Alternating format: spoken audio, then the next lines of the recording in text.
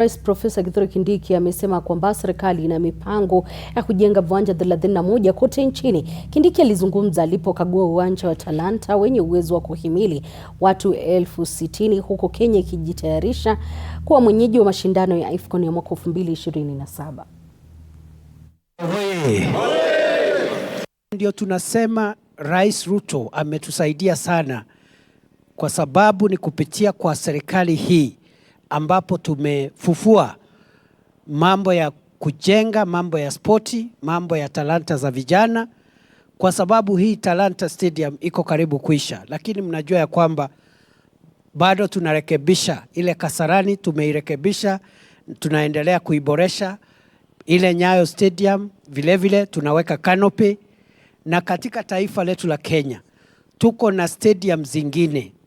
31.